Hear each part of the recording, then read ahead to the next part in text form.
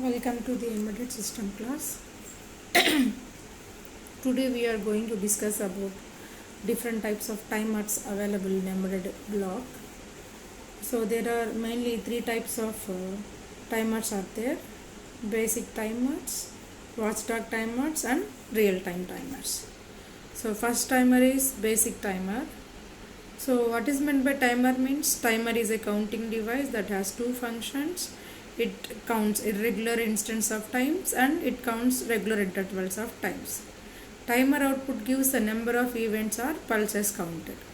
So these are the essential timers are essentials to almost any embedded systems. So we need timers in these four blocks, right? So fixed periods time for periodic wake up time to count how many number of edges, and in loops we use timers.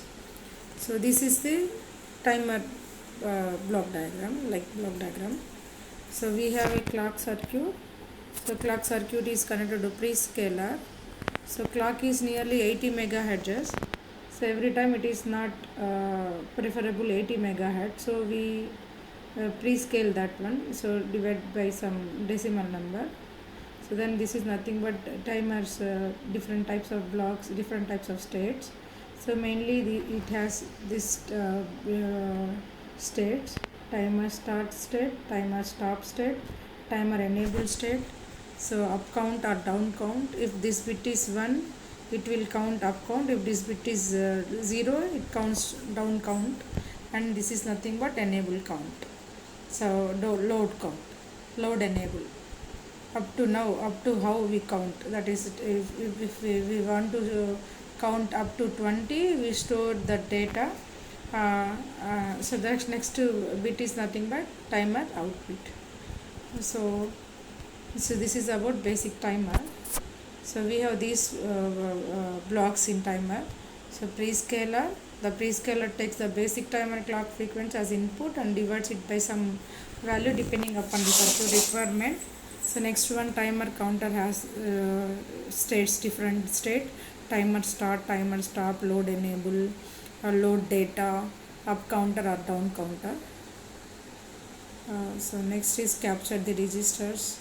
So these are the features of a timer. The general timer of TM123 content GPTM, it calls as general purpose timer module.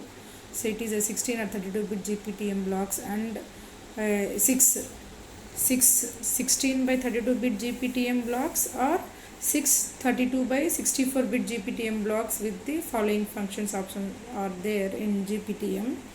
So it has two different modes, either 16 or 32-bit or 32-bit or 64-bit operators. It count and down count are possible in this. So 16 by 32 bits capture compared to PWM pins, and 32 by 64 pins capture compared. So we connect timers to different blocks, right? So we need a timer at PWM state, we need a timer at QEI block. So wherever we want, we connect this basic timer. So mainly these basic timers operates in two modes: 16 by 32 mode or 32 by 64 mode. So next timer is nothing but watchdog timers. So as I discussed earlier, watchdog timers restart that system whenever one block is in hang state. So a watchdog timer is an electronic timer which is used to detect and recover the computer malfunctions. The watchdog timer module restart the system on the occurrence of a software problem. So whenever any software problem occurred in a block, it will reset that block. That is main function of a watchdog timer. Every embedded system will have a watchdog timer. This is a system peripheral. So in system peripherals we have general purpose timers and watchdog timers. Watchdog timers are used to restart any block in hang state. So during normal operation, the system regularly restart the watchdog timer. If the system fails to restart the watchdog due to a hardware fault or program error, the timer will elapse and generate a timeout signals. So every block, every software block is every block is connected to watchdog timers. It's just like a watchdog timer will check the health of that block. So if it is working correct, or if all the blocks are working proper or not, it will check, and it will check. The timeout signal is used to initiate corrective actions like placing the system in safe state and restoring normal system operations. Say a watchdog timers can be generate a non-maskable interrupt or a regular interrupt, a reset when a timeout value is reached. The watchdog timer is used to regain control when a system has failed due to the software error or due to the failure of an external devices to respond in expected way. So within the time period there is no signal from that block, it will reset that block.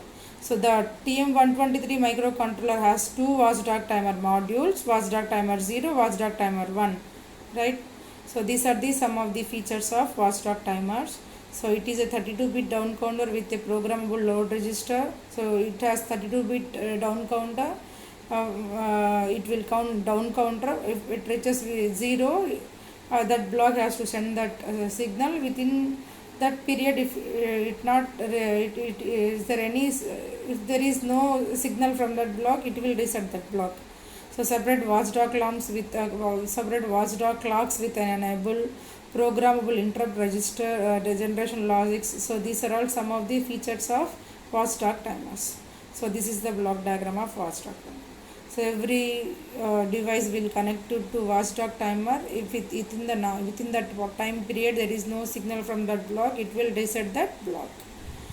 So these are watchdog timers functions, right? So watchdog timer lock, watchdog timer interrupt clear. So whenever any interrupts are there, we should clear that interrupts. So next one, watchdog interrupt status. What is the status of interrupt? So which interrupt we are using, maskable or non-maskable, we can check with the help of interrupt control register, watchdog timer controller. So next clocks are nothing but real-time clocks. So every embedded system is not required real-time timers. So real-time timers will keeps so the real-time clocks keeps track of the current time. So it provides clock and calendar information. So it will give the information regarding so what is the time today, what is the time now, what is the day today, what is the weather outside it will display outside weather. So means real time timer will give the information about time. So seconds, minutes, hours, days, month and years. So RTC are present in approximately every electronic device which needs to maintain accurate time. So those embedded system which need to maintain accurate time, in that systems only we have RTCs, right? So benefits of using RTC are these are a very low power consumption device. So time critical tasks are increase accuracy if compared to other methods. So so in this case we can get the accurate value of the time period. So the real time clock features includes configurable for real time modes, general purpose counter. It is a 32-bit counter mode with selectable clock sources. Because we are discussing about TM123, it is a 32-bit RISC processor. So real time counter also a 32-bit counter. So 32-bit real time second counters with 1 by 32,768 seconds resolution and 15-bit subselect counters are there. Provide second, minutes, hours, month, date, day of month, year. It will display all those things. Interrupt capacity also there. Select BCD or binary format. We can select BCD or binary format in real time clocks. So programmable alarms are there. Calibration logic time for offset corrections also there in real time timers. So this is the block diagram of a real time timer. So it will operate with the help of battery. So it is a real time clock. It will display today's time, so hours, minutes, date, year and month. Thank you so much for watching.